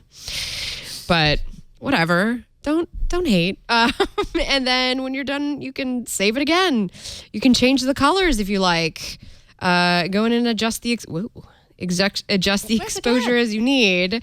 Adjust saturation, things like that. You can add little decorations, like some eyes on the cat. There you go. I haven't tried pinning this. I don't think you can pin it like on Instagram, but it's fun to use nonetheless. You can draw, do all sorts of stuff, save it, export it as you need. You can choose if you want to maybe also export it as video, so you can use this as a video editor, which is really nice and helpful because the video editor that you have on Android is very limited. The one that you have built in. You can adjust the size in case you want to share it on the internet. It's nice to have all these sort of options in a GIF maker. And, I've gone through a lot of GIF makers to try and find one that works for my needs. And I feel like I really like this one. I was very wary of it at first because the icon for it is super colorful and it has a lot going on. It has ads. But after using it for some time, I just like that it gives you all of these different options. And, you can even, if you want to make a GIF out of screen recording, I use this when I'm in Animal Crossing, that's nice. So I can show off my home to my people in the Discord chat. You're like, sure. That's a lot of words I didn't understand. I play. Oh yeah. Chiu-Ki and I are super friends on Animal Crossing. Like, and do you hang out in the Discord You help together? me. You help me a lot. I give through her those. butterflies. Oh, you help me so much with the butterflies. I really appreciate it. So that's Gift Maker Editor. It's just if you spend a lot of time on your phone like I do, interacting with people, it's very fun. But is it GIF Maker or GIF Maker? I call GIF. it GIF. GIF. I call it GIF. There's only one pronunciation that's correct. It's GIF. And I just want to know because somebody mentioned it, Timber in the chat room, and the reason I don't use Timber is because it is very low res export of GIF. Okay. And when I was trying to make Pokemon GIFs, it wasn't working the way I wanted it to, and that's when I went on my search for a better GIF editor. And you found. And I like this GIF one because it Maker. lets you crop it the way that you want because I'm a horrible vertical recorder. I downloaded something just called GIF Maker, and I just made this GIF. Can we show it off? Yeah, here? show right here. Shoot, can you see there, or should I put it right here? Okay, right here. Yeah, I I think just this is the thought spot. everybody needed to see that. Oh, everybody needs to hey. see that. I don't know if it's the same GIF Maker, but it's on iOS, an app called Alex GIF and I Maker. have matching jackets. Oh, it's my. It wasn't my jacket. It was the Rent the Runway jacket. Oh. that I made everyone wear at our holiday party. You should. When you rent the runway in a jacket that fabulous, you have to make everyone wear it. Yeah, I can't look away. Can I you? mean, it's enchanting. It really is. Thanks, Alex. You look very comfortable in that coat. All right. Megan, me? Why don't you go next? Okay. Next. Okay. And I can show it off on Android. Okay. I have it here. I'll send it on. So my favorite app is on Android or iOS for watching movies. It's called Canopy. And I love it because it is free with your library card. So I made Jason install it on his looked great on the Chrome. Yes, it does. The Pixel Slate. So all you have to do, it has to be in your area. So we signed in to our library, our Sonoma County Library, but it has all these movies that you can watch. You can't download them, but you can only stream them. And they're really great. And some of them are not available free. Like Lady Bird, I think might be on Amazon free, and that's a great movie. If you haven't seen it, please watch Takes place it. in Sacramento. And so that was a good movie. yeah, it is a really good movie. And you just scroll through and, press play, and you can also share it with people. But then there was that movie with Nick Offerman, that Living Out Loud, I think. That one wasn't available, Hearts Beat Loud. Oh, yeah. That wasn't, I looked up on my Apple TV, and it wasn't available for anywhere, but it's free with your library card. You can only do 6 movies a month. And we just used 2 of your credits. That's a fair use of the library, I think so. Yeah. I love libraries, and I love this app. So should I show off more stuff with it? You can Does search. it cast? Yes, it does. You can cast the movie. I think it should show up there. See The- here. Depends on the If I Wi-Fi was network. connected to a Wi-Fi network, that detected a cast point. But it would yes. appear there. And I wonder, I know there's an Apple TV app that you can use, or you can AirPlay it to your TV. I don't know if there's a, I guess, an Android app on your Android TV. I have an Android TV, but I don't have any apps on it. Yeah, I mean, I wonder if Canopy has an Android app But for you can- Android TV. Yeah. And then there's also, this is all the adult stuff, or, the non-kid stuff. And there's kid stuff there too. You just press kids and you can see all kinds of movies for kids if you're into that sort of thing, which I thought you might be, Jason. Well, I certainly have kids who are into that, which means it's about 90% of the movies that I watch fall in this category. Someday that will not be the case. But for now, this is the way that it is. So if you're trying That's to really save, cool, yeah, though. if you're trying to save money on, getting rid of Netflix or Hulu or HBO or whatever way you stream movies, you can save some money and just take That's really advantage of great. your local library. That's awesome. And I mean, it's free if it's supported by your library. I got 6 credits this month when I signed in. So I think every month you get 6 credits. If you have 6 movie nights, there you go. Free movie I'm nights. lucky if I have one, to be fair. They're free from the library? Yes, you are. Yes. Your taxes are paying for the library. Or if you check out books and forget to return them for many months, Which, you're also yeah. paying for the library, which that happens to me. I also like that they're sort of curated movies. They it's not just every movie. They're pretty good ones, I would say. Yeah. Little classic movies. Like if you're trying to improve your, your oeuvre of movies you've seen. Always looking to improve my oeuvre of movies. It's a good word. Then, check out Canopy. It is free. There are lots of free library apps for books and movies. Harold and Maude, that's a good movie. That is a good movie. Yeah. Right on. Great pick. I'd never heard There's of Canopy some really before. good movies on there. And you can watch it with your great speakers and screen on your Pixel Slate. I could. Yeah, actually, here, let's see if I can open it up here and show you real quick. Oh, wow. Look at that tablet interface. I know. So this is the Android app. Oh, Oscar. Oh, no, winner. sorry. No, that is the browser. Wait a minute. But you also had the app. I did. And This it's is right. very confusing. There we go. What? Isn't that amazing? What's going on there? It was fine before I switched away. Here, this is the beauty of Android apps on Chrome. Isn't that awesome? Why did it do that? Is it because you put it in tablet mode? I don't know. Yeah, maybe so. Goodness gracious. Now Very you well see what could I'm be. talking about. I'm not just complaining. My walled garden looks pretty good now, doesn't it? Close. That is the trade-off with the walled garden. Is your garden is very nice and nicely taken care of. Let's launch it again and see what happens. So Canopy. It looked good before. It did. There you go. There we go. There you go. See? It just works, kind of. Most of the time. It just worked, and then it didn't. And you can share movies with people. So, like if you know someone that hasn't seen Harold and Maude, then you can share it with them. Amazing. Really amazing. Awesome. This is Canopy with a K. With a K, yes. Canopy with a K. Free. Right on. Free. Free. Okay. Let me see if I can get out of that app. Yes, I can. Ron, you want to go next? Yeah, so I'll be honest. Well, you don't know what goes on behind the scenes at the All About Android HQ is that I had a bit of a day. And so when I sat down, I was like, oh, I got to get an app in the arena. Got to look for something. And I realized I looked at my most used apps and I realized I've been playing the game Cut It Brain Puzzles a lot because I downloaded it a few weeks ago. I've been playing it on the subway. I actually looked it up. I'm on level 248, which means I'm playing a lot. So I'm like, I should bring this to the arena because it's a game I'm actually playing. It is a very well designed, very nice. It should be very familiar for those of you who play these kind of level-based games. But it is a physics-based, puzzle game where you can cut things, and based off the physics of the things that you cut, they either roll or fall or swing. And the idea is to either have the colored bar hit a star on the board, or to eliminate all of the color completely from the board, have it all fall off the screen.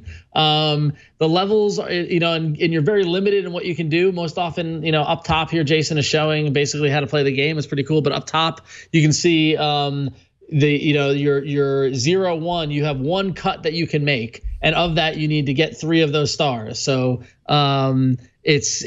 it moves very fast, and it can often be very challenging. And see, there you go. You made that cut too big, so you got to make that a little smaller. And it can be really satisfying once you figure out, that's what I need to do. Like in this particular case, you need to, use the little catapult action. And it's, it definitely does, make your brain work to figure out the physics of the situation, right? Yeah. So. Ooh. You can't do that kind of cut. You can't cut through the plow. Oh, you can. Oh, yeah, there you go. But you got it. There you go. Whoa. There you go. Oh. I like it does this game. feature hints that you can purchase with money. I have not done that. You can also purchase skips if you get frustrated at a level. I have not done that either. I'm very proud to say that I'm up to level 248 with no hints or skips as of yet. But yeah, it's if you've got a commute that has you on the subway or on a train or on a bus, and you only have a couple of minutes between stops and things like that, this is a great way to chew up the time. So it's called Cut It Brain Puzzles, and it's totally free. And Jason, I encourage you to keep playing it because once you get up there in levels, it can be very frustrating in a good way. So Satisfyingly frustrating. So then I want it to be more like that. There we go. There you go. You did it. Yeah. Now, what's neat about the game, though, is you see that you got all those hearts that are flying around. If you go back to the main menu, Jason, I can't stop playing though, Rod. You got to stop playing. Hit the back button. They rolled out recently an update. Scroll up to the top of the menu. They added Valentine mode. And so they have a seasonal update. So if you tap Valentine mode, that pulsing banner there, it goes to a bunch of levels that are Valentine's. See, I made it to level 161, so I unlocked it. But it's all Valentine themed challenges and puzzles and things like that. A lot of hearts. It's a lot of fun, but it keeps it fresh. It keeps, kind of, I like the seasonal element to it. Good design, works well. It's good stuff. So cut it brain puzzles. A lot of fun. Nice. It's very addictive. Very addictive. Very. And they have. So you're playing on the normal mode. They do have if you go back to the top of the nav, on red they have a hardest mode, which is a much harder version. You need to get to level 181 to unlock it. And then if you hit the blue button, they have a daily challenge where they introduce other puzzles that are more daily. You also need to get to level 161 in order to do it. So Jason, Look, keep playing. I want to do all these things. Well, it goes pretty quickly. I'd be surprised. I mean, I blasted through 15 levels while you were talking. Yeah. So. True. It was very impressive. Yes. Yeah. So it was very impressive. And as you go through the different color, like the different levels or colors, and they do introduce different mechanisms and different ways the things can work, and adding more physics to the board and make it very, very challenging. Like I mentioned, I'm on level 248, and as you can see here, there are just hundreds more to go. Wow. So so if you're looking for something that will chew up a lot of your time, this might be the game for you. Talk about game design. Like somebody had to come up with 672 different levels. Yeah. That doesn't happen overnight. That's crazy. Yeah. So fun game. Yeah, check it out. Cut it. Brain puzzles. Great pick. Also available on iOS. Excellent. We As it should be. I will say, should be available on both platforms. So expect that to feature next week on iOS Today. Exactly. Chiu-Ki, what you got? Mm-hmm. Yeah. So I have this app called Over, which it's kind of interesting because it's kind of on the same theme as Flow about editing photos. Well, I guess GIF is video more like. So I look at it as like you can do two things with it. One is to. Unfortunately, it might be a little awkward, but you might have to hold it there to get it in the shot. Yeah. So I will lean in and try to explain. So basically, you can do one or two things. At least that's how I use it. You can either make things more like a promo or a poster, which is useful. Like for example, I run meetups, right? So you want a compelling banner so that people can, because as humans, like words, boring, picture, ooh. So but what I do is I just put words in a picture and then it makes it good. So for example, you can scroll and see all these different templates and you can pick one you like. A lot of them you do have to pay for them, which is fair because you have to make some money and otherwise the app will just die. So for now, I'm going to show you a free one. So in the templates, you can change the words and the graphics and things like that. So you can click on it and say change text. I don't think I can type in this angle, so I'll just say free. And then you can save it and then you can share it to whichever platform you want. The one that I also like is you are going to just start from scratch, right? So you can just start a project. And what's nice about it actually, for me, it's like the small thing that matters. It's the fact that it tells me what ratio works on which platform. Right. Oh, nice. Because I hate it when Twitter crops my picture and then it's just the neck, like the head of the person is gone. So I was like, okay, I want to crop my picture to the proper ratio. And I never remember because there are so many of them. But today we're just going to do Instagram, which is square. So I don't need this app to remember that. Square.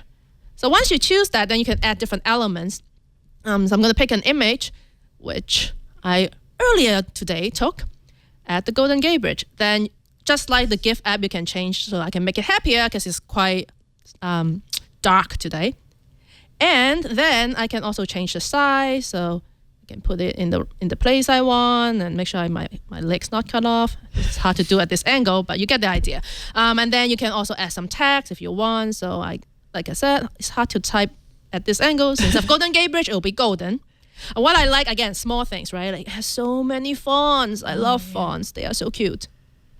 So it's a good way. It's a good way to create something that's slightly different. So if you do a lot of social media, it's like this is kind of the next level, right? One is just remember that you should post so that people don't forget that you exist. But then having compelling images helps a lot, and this is a quick way to make something looks good. Nice. I love it. I love how it knows like the different formats for the different places, because so many times like I just want to create a thing that goes there, and then it ends up looking horrible because I didn't size it properly. Yeah, it's like the small things. I was surprised that's what really like make me use the app.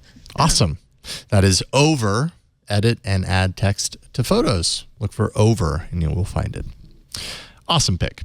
Mine should be pretty quick. It's a game, and I guess the best way to describe Time Locker is like a mixture between Crossy Road and Super Hot. Which is an interesting kind of combination. Wow. I should have launched it prior. Because Super Hot is pretty intense. So Super Hot, for anyone who doesn't know, it's a game where the mechanic is action in the game only moves as long as you are moving. If you stop moving, everything slows to a halt, and it's really great in VR. If you ever have the chance, check out Super Hot in VR. It's one of my favorite VR games of all time. This is nothing like Super Hot, but the time mechanic is somewhat similar, and like I said, kind of crossed with Crossy Road. And actually the graphics kind of approach is somewhat similar to what you might see in Super Hot as well. So I am this thing right here, and as I move, you can kind of see the bullets that I'm shooting or whatever. I think it's a bear, kind of shoot out. I can move in all different directions. Let's see here. I think, oh no, I don't want to do that. I don't want to play. Okay, I thought I was going to play an ad. Okay, so here's the start.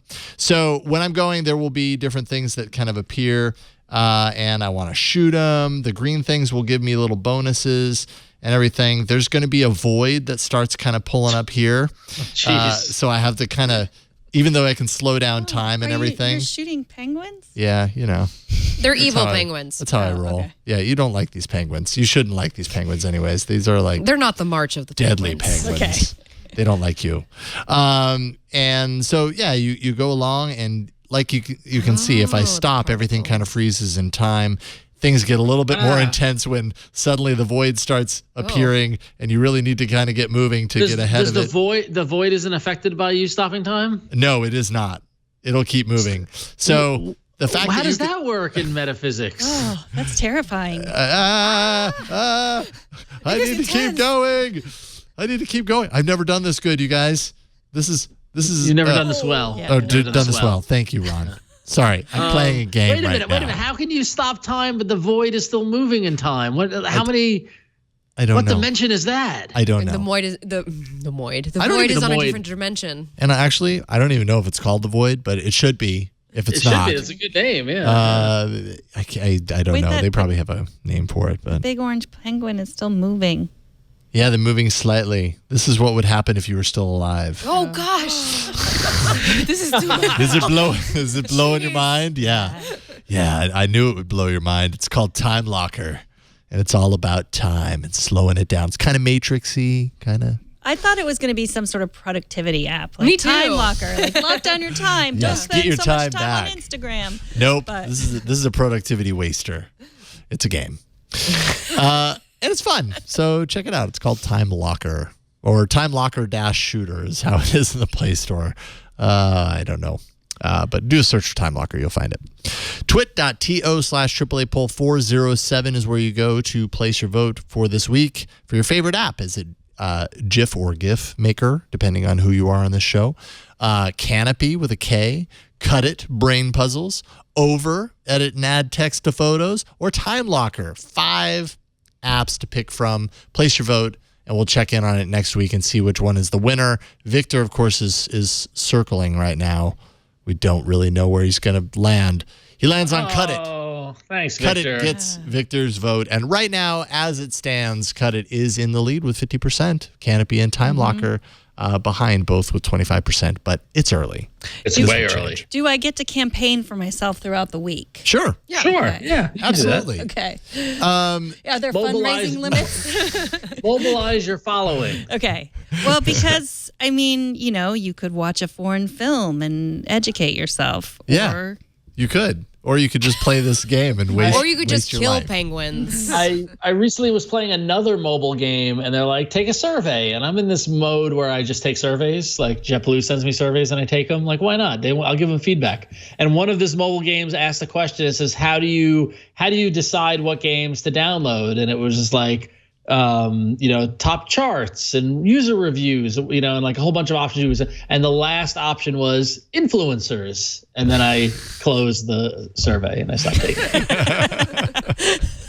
Because you didn't want to come to terms with the honest truth is that influencers are how you do that, right? I just didn't want to. I didn't want to promote the use of mobile games at Fire Festival. I see. I thought it was because you felt it would be biased because you yourself are an influencer. Oh, you wanted to be honest, yeah. I don't know about that, but I'm a bad influencer. Ron's so modest. You're such an influencer, Ron. Bad. That's it. We've made it to the end. We've all survived. We've come out of the other side better people, right? We feel enriched in our lives. I don't know where I'm going with this. Getting dramatic. I know. Things got really serious. Chiu-Ki, it's always awesome to get you on the show. Thank you for letting us know that you were going to be in town. You could stop by. Yeah, thank you so much. It is so fun. Yeah. Tell people anything you want them to know about what you're working on. What people? I don't know where people can follow all the work you're doing. All that. Yeah. So you can follow me on Twitter. My handle is Chiu-Ki. And like we said at the beginning of the show, I run a conference called 360 NDEV. It's an Android developer conference. And for the show, I actually created a discount code. So if you're wanting to come and learn about Android in Denver in summer, which is beautiful, you can use AAA as the discount code, and it's 15% off. No way! I would That is awesome. You all to come and check out, I was going to say the show, but more like the conference. Yeah. And also just Colorado is on a Thursday and Friday. So I would encourage you to come and then stay the weekend, go to do some hiking and enjoy the outdoors. Kidding. So yeah. Oh, that's amazing. Yeah. That's such a surprise. Thank you, you for Chiu-Ki. offering that. That's awesome. Yeah. You guys better take her up on it. Yeah, I want every to see single you in one of Denver. you. Yes. So let's sell out this event. Yes. Awesome. Thank you again, Chiu-Ki. And Megan Morrone, Jason Howell. thank you. Thank you for coming on to this show. You're welcome. Thank you for doing my show earlier. It was a lot of fun. So, It was a lot of fun being the barrier between you and Leo. Yeah, it was. You I did it sat a little right in bit. the middle. Yeah, you did a little too well. We kind of now I want you back every week. So iOS, twit.tv/iOS. And then what else? twit.tv/TNW. Oh, there is that. The show other that we show do. that I do with you. Yeah. I'm Megan Morrone on Twitter. I'm at goatswearingclothes.com on the web. That's my home on the web. And you will not find any goats wearing clothes. But naked goats. Yes. Find a ton of those. Strange. We should rename the site. But anyways. I should buy nakedgoats.com. It's true. I want to see if that's available. It's probably available. Yeah. Not anymore, actually, now that it was said out loud. Thanks, Megan. This is fun. Thank you. What about you, Flo? What you got working? What have I got working on? I'm not very good at hyping myself, which I should be better at. And so I'm going to just go ahead and tell you, I've been doing a lot of work on my website, florencelion.com. I changed around some fonts to make it a little easier to read. So if you head over, I'm using all Google fonts. And I've got this new little column I'm putting up called Midweek Things. It goes up every Wednesday. There's a new one going up tomorrow. I'm trying to get in the groove of blogging weekly. So those of you who've sent me questions, you'll be seeing them go up this week. I promise it is something that I have committed to do this week because eventually I'd like for you to come to florencelion.com because that is the flow feed and that is my home on the web. So nice. Go to florencelion.com and keep sending me questions. So florencelion.com is your home on the web and nakedgoats.com. Naked Goats is available as okay. Yeah, I checked. So that'll be my second home on the web. All right. Ron, what's your home on the web? I'm so curious. Flo, I submitted a question and I don't think I got an answer. You did. You did submit a question. Where's the answer? Look, she's got priorities, Ron. No, he asked me a very good question. Unfortunately, I can't answer him on air. I'm looking for you to answer it on Flow Feed. Anyway, all right. Well, I'm not answering any questions. You can follow me on Twitter at RonXO and on Instagram at RonXO. I've got another podcast called Finale, finalepodcast.com, where me and my lovely co-host Carrie talk about the last episode of a beloved TV show. We're supposed to have an episode out this week, but we ran into some difficulties, but we'll be back. I imagine we'll be back next week. So stay tuned for that. And actually, probably better than good chance that this is going to be my last show for a couple of weeks because my babies are coming home. So stay tuned on that. I'll keep Jason and Flo up to date, and I'll pop in when I can. And then once they're all settled and good, then I'll be back on the regular schedule. So So if you don't see me next week, it's because I'm feeding a baby every 3 hours. Do what you got to do, man. Twice, right? 2 babies. Yeah. So yeah. Do what you got to do. We will hold down the fort for you. Yes. I know. I'll be watching. I'm going to be a watcher now. That's the thing. Yeah. And we'll just have a whole, I'll just replace you. We'll have a whole segment devoted to iOS so that you come back sooner. Yeah. Right. What are they doing to my show? Wow. That's incentive for you. I'm really happy to hear that they're coming home. Me too. Yeah, me too. I was excited. Yeah, they're all ready. They're like almost 8 pounds each. It's crazy. What? So, yeah. It's crazy. Craziness. Well, congratulations, man. All right. Thanks. Keep us posted. Victor, thank you, sir, once again for everything that you do. No problem. I'm looking forward to the future healing factor coming with Android Adamantium. Adamantium. So is that meant to sound like Adam Ant? Adam? Ooh. Is it? I don't know. No, or am I the first? I can't be the first person to hear that. Okay. It's the thing that Wolverine has in his fingers. It's called adamantium? Adamantium. Yeah. It's the metal. It's the metal that's actually bonded to his bones. Okay, so then it's meant to sound like Adam Ant. The musician. Adam Ant. No. Right? The musician for the $5 says Flo has no idea who from Adam the Ant 80s? is. Do you guys know who Adam Ant is? They don't know. They don't do. know, Jason. We're old. I've never heard of that cereal from 1965, but I know who Adam Ant is. Adam Ant is, he's an Adam 80s. Ant is great. He's great. Okay, well, you've got some homework to do, apparently. Yes. And this is just another one of those moments where I go, Well, one of the side effects of He's adamantium is memory loss. It's true. Put on a little makeup. Thank you again, Victor. Thank you to Alex for sitting in here and pensively looking at us the entire episode. Every as week. if we were just about to mess up. Just about Thank to you. show another. Yes, GIF another picture of him.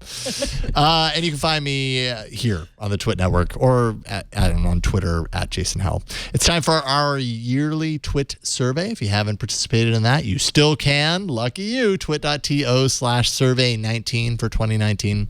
Let us know what you think about what we're doing, what we could be doing better. If there are show ideas or topics that you want covered on this network, we are listening. So let us know. twit.to/survey19.